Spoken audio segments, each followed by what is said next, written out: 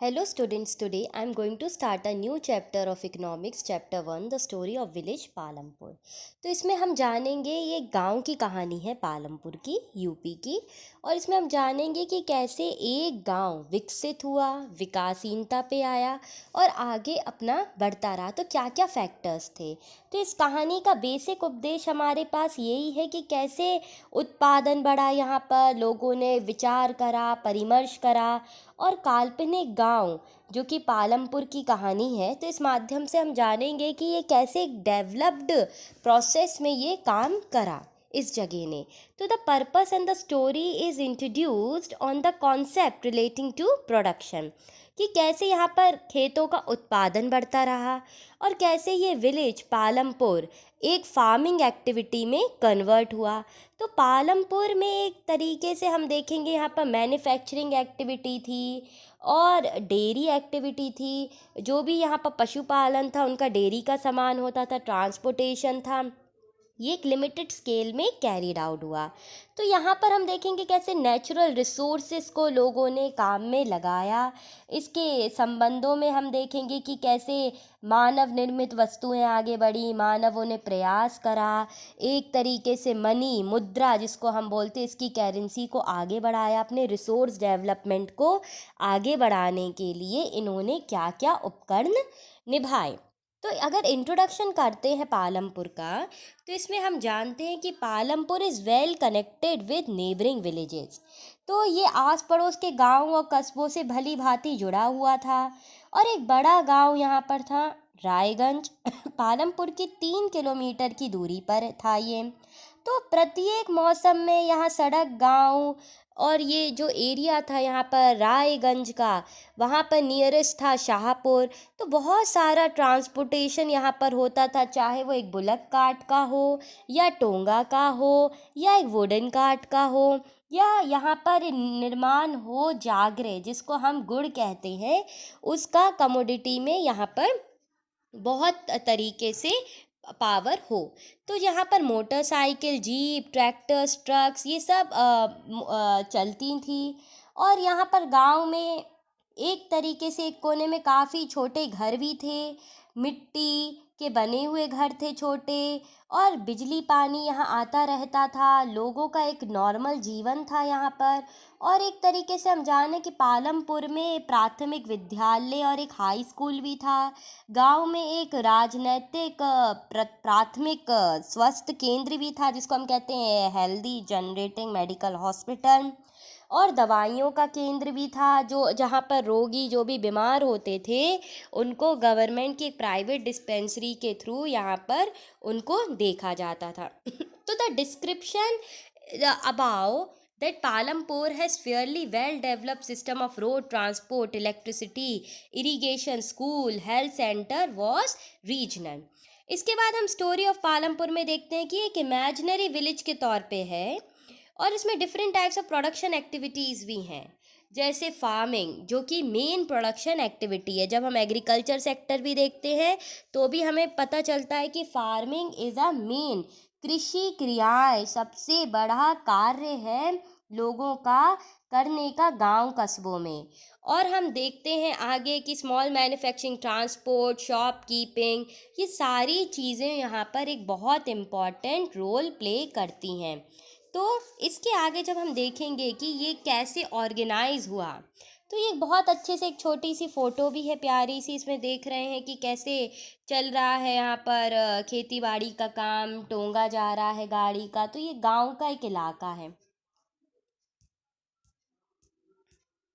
इसके आगे जब देखते हैं तो ऑर्गेनाइजेशन ऑफ प्रोडक्शन क्या है। The aim of production is to produce the goods and services that we want.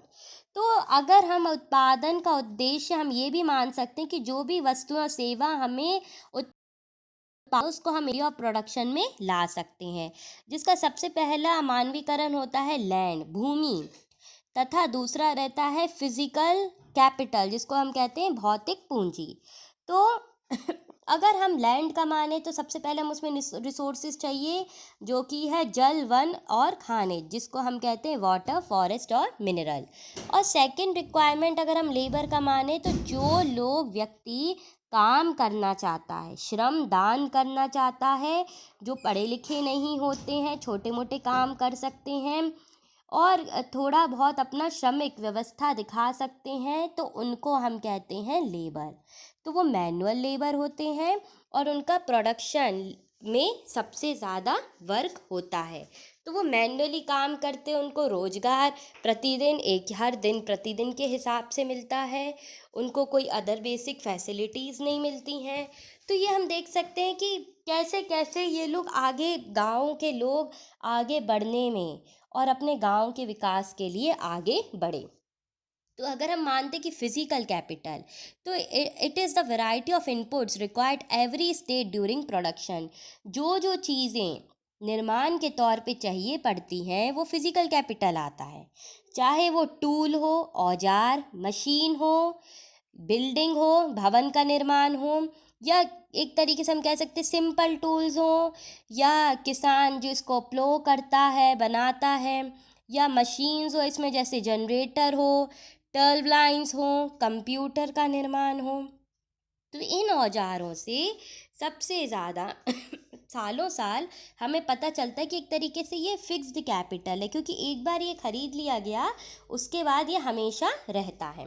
दूसरा है raw material and money in hand. तो इसको कहते हैं कच्चा माल या नगद मुद्रा। तो this production requires a variety of raw material such as yarn को हम क्या कह सकते हैं, जो बुनकर लोग लेते हैं, जो एक सूत या एक तरीके से एक धागा जिसका यान में वर्क होता है, वीविंग के लिए होता है ये, या क्ले के लिए काम में कच्चा माल चाहिए पड़ता है नगद में, या प्लॉटर जिसको एक तरीके से शिल्पकला के तौर पे जानते हैं, कार्यशील पूंजी। तो इन लोगों को अपने कार्य में कच्चा माल उठाना पड़ता है बाज़ार से, तो उसको फिजिकल कैपिटल कहते हैं। और जो रॉ मटेरियल और मनी हैंड में आता है इनके, को हम कहते हैं वर्किंग कैपिटल, ताकि वो काम हो सके। तो ये सारे रिक्वायरमेंट बहुत आवश्यक हैं और इसके उपयोग से बाजार में बिक्री होती है इन चीज़ों की, चाहे वो हम लेबर ले लें, श्रम, या हम ले लें फिजिकल कैपिटल जिसको हम कहते हैं भौतिक पूंजी। तो इन सब के साथ में ही एक तरीके का हम कह सकते हैं कि ह्यूमन कैपिटल बन सकता है, और ये तभी हो पाएगा जब ये सारे फैक्टर्स जनरेटेड हो, जो कि मेन है लैंड, लेबर, फिक्स्ड कैपिटल या वर्किंग कैपिटल, जो इनके साथ काम कर सकें।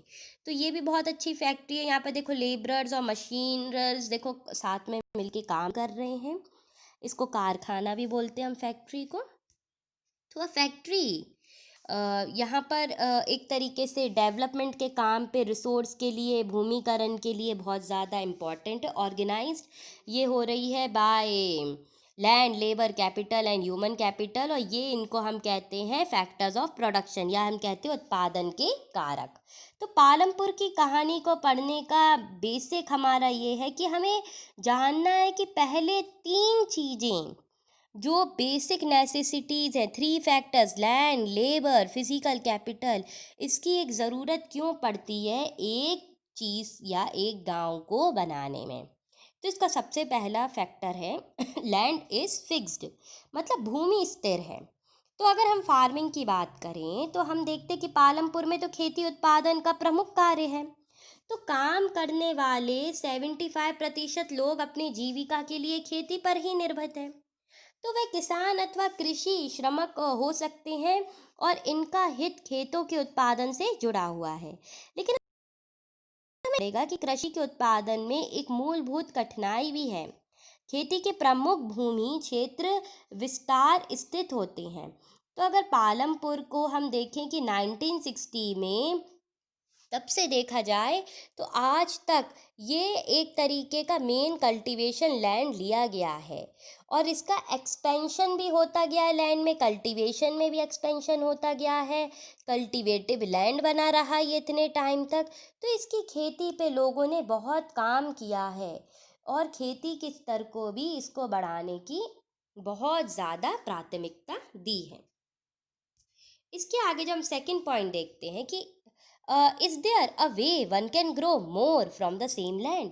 तो क्या उसी भूमि से अधिक पैदावार करने के लिए कोई और तरीका भी है। तो हम ये भी जान सकते हैं, या जिस प्रकार की हमें फसल पैदा करनी होती है तो वैसी सुविधाएं भी उपलब्ध होनी बहुत ज़्यादा आवश्यक है। तो देखा जाए कि पालमपुर उत्तर प्रदेश में पश्चिमी गांव में गांव की तरह ही लगता था। तो पालमपुर में समस्त भूमि पर खेती की जाती थी, कोई भूमि बेकार नहीं छोड़ी जाती थी। बरसात के मौसम में किसान ज्वार और बाजरा उगाता था। इन पौधों को पशुओं के चारे के लिए प्रयोग भी किया जाता था। फिर इसके बाद हम ये भी जान सकते हैं कि अक्टूबर से दिसंबर के बीच में आलू की खेती की जाती थी। सर्दी के मौसम में खेतों में गेहूं उगाया जाता था। उत्पादन गेहूं के से परिवारों के खाने के लिए रखकर और किसान गेहूं दूसरा रायगंज की मंडी में बेच देते थे। तो भूमि में एक भाग गन्ने की खेती भी होती थी, वर्ष में एक बार कटाई होती थी। गन्ने अपने कच्चे रूप में या गुड़ के रूप में शाहपुर के व्यापारियों को बेचे जाते थे। तो गन्ने को हम बोलते हैं जागरी। तो पालमपुर एक वर्ष के किसान या 3 अलग अलग फसलें इसलिए पैदा की जाती क्योंकि वह सिंचाई का सर्वयुक्त केंद्र था।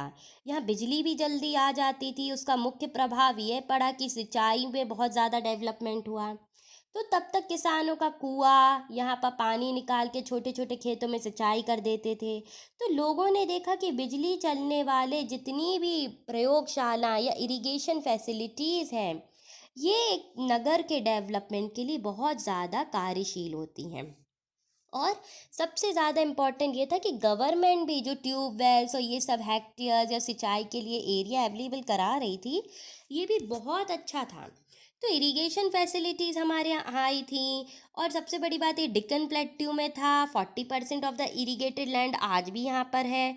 रिमेनिंग एरिया यहाँ पर रेनफॉल और मल्टीपल क्रॉपिंग या वन पीस क्रॉपिंग के तौर पे और ज़्यादा बढ़ता रहा। तो क्रॉपिंग पैटर्न बहुत ज़्यादा इम्पॉर्टेंट था यहाँ पर। और एक तरीके से इसने ग्रूम अप किया, डेवलपमेंट किया यहाँ के लोगों के तौर तरीके और चीज़ों को बढ़ावा देने के लिए। तो ये भी बहुत बड़ा इम्पॉर्टेंट रोल प्ले करता है।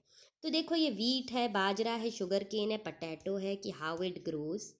अब ये डायग्राम बहुत इम्पॉर्टेंट है। इसमें देखो, high yield variety of seeds हैं, मॉडर्न फार्मिंग मेथड है, इरिगेशन फैसिलिटी है। इरिगेशन हो सकता है यानी तो कैनाल के माध्यम से, पंप सेट, इलेक्ट्रिसिटी, डैम। इसमें कीटनाशक के लिए हम ले सकते हैं पेस्टिसाइड्स, खाद बढ़ाने के लिए फर्टिलाइज़र। अच्छे बीज लेके आएंगे ताकि वो सड़े नहीं, ख़राब नहीं हो, जिसको हम कहते हैं high yield variety of seed. Farm में मशीनरी यूज़ होगी, मशीनरी में डीजल यूज़ होगा। तो ये सब्सटीट्यूट्स हैं फॉर अ मॉडर्न फार्मिंग। तो name of crop of month sown in water harvest for the irrigation, तो इसमें रेन टैंक, ट्यूबवेल, कैनाल की ज़रूरत है। तो ये एक तरीके की केस स्टडी दी है कि कैसे इम्पॉर्टेंट हम इरिगेशन फैसिलिटीज़ को बढ़ा सकें, टेबल को इम्प्रूव कर सकें। इन्फॉर्मेशन दी है कि high yield variety of seed और क्रॉपिंग को हम कैसे बढ़ा सकते हैं। तो इसके लिए माध्यम में हम ये भी जान सकते हैं कि 1960 के दशक में जब खेती का विवरीकरण हो रहा था, तो हम ये भी मान सकते हैं कि पारंपरिक बीजों को कम सिंचाई, फर्टिलाइज नहीं हो पाते थे, इसलिए high yielding variety of seeds लाना बहुत ज़रा ज़रूरी था। फिर 1960 में जब ग्रीन रेवोल्यूशन आई, जिसको हम हरी क्रांति के नाम पे जानते हैं, तो इनने एक फार्मर्स को नया कल्टीवेशन का मेथड बताया। Wheat rice cultivation, high yielding variety of seeds comparative करना और इम्प्रूव करना, केमिकल फर्टिलाइजर्स बढ़ाना, बीजों की तुलना पर high yielding variety of seeds लगाना और डेवलप करना यहाँ का इंफ्रास्ट्रक्चर, सिंगल प्लांट हो चाहे फूड ग्रेन्स हो। तो एक तरीके का ये बहुत इम्पॉर्टेंट तरीका था फॉर ग्रोइंग एंड मैन्युफैक्चरिंग। तो ज़मीन भी अच्छी थी यहाँ पर, high yielding variety of seeds लग सकते थे, क्रॉपिंग फैसिलिटीज़ थी, सजेस्टिव वे थे, ट्रेडिशन था, लोगों के अंदर एक न्यू इम्प्रूवमेंट का एक पार था ताकि वो आगे डेवलप कर सकें। तो अगर हम भारत में भी देखें, पंजाब के सेक्टर्स में भी देखें, तो हमें ये पता चलेगा कि एकदम से जब अच्छी खेती हुई तो पंजाब, हरियाणा, पश्चिमी उत्तर प्रदेश के किसानों को इसमें बहुत ज़्यादा फ़ायदा पहुंचा। फिर इसके बाद देखते हैं, विल द लैंड सस्टेन, ये भी एक तरीके का प्रश्न है। क्या भूमि ये धारण कर पाएगी? तो हाँ, land being a natural resources is necessary to be careful in its use. तो हम ये जान सकते हैं कि भूमि एक प्राकृतिक साधन है और इसका एक संविधापूर्ण उपयोग भी है। तो वैज्ञानिक रिपोर्ट से हमें ये संकेत मिलता है तो कि खेती, आधुनिक कृषि और आधुनिक रासायनिक क्षेत्र और आफ्टर ग्रीन रेवोल्यूशन इसका बहुत ज़्यादा दायित्व बढ़ गया। मिट्टी का, केमिकल फर्टिलाइज़र्स का, इरिगेशन फैसिलिटीज़ का, और हम देख सकते हैं कि tubewell irrigation, water table, environmental resources, soil fertility, ground water, ये सब इम्प्रूव होने लगा due to the development of agriculture that help in sustaining the environment. तो ये चीज़ें भी बहुत ज़्यादा इम्प्रूव्ड थी, इन्वायरमेंटल फ्रेंडली थी। इनके रिसोर्सेज ने soil fertility, ground water, ground level increase किया था और ये काफ़ी हेल्पफुल रही थी for the basic infrastructure and development. तो ये एक सजेस्टेड एक्टिविटी है। फिर इसके बाद हम देख सकते हैं कि हाई यील्डिंग कैसे इरिगेशन फैसिलिटीज़ पे पंजाब, हरियाणा, वेस्टर्न एरियाज़ में ये आगे इम्प्रूव होती गई और इन ये मॉडर्न टेक्सटाइल्स के तौर पे ये आगे विकसित होती रहीं। और कैसे यहाँ पर इनके तौर पे जब हम कहते हैं high yielding variety of seeds ने पर हेक्टेयर इतने वीट राइस प्रोड्यूस करना स्टार्ट कर दिया कि हर फार्मर ने, हर एरिया के फार्मर ने ये मॉडर्न फार्मिंग, मॉडर्न क्रॉपिंग और मॉडर्न डेवलपमेंट सेक्टर को अपना लिया। तो ये एक बहुत इम्पॉर्टेंट फैक्टर है। इसके आगे क्वेश्चन आता, how is land distributed between the farmers of Palampur. तो ये मैं नेक्स्ट वीडियो में आपको शेयर करती हूँ।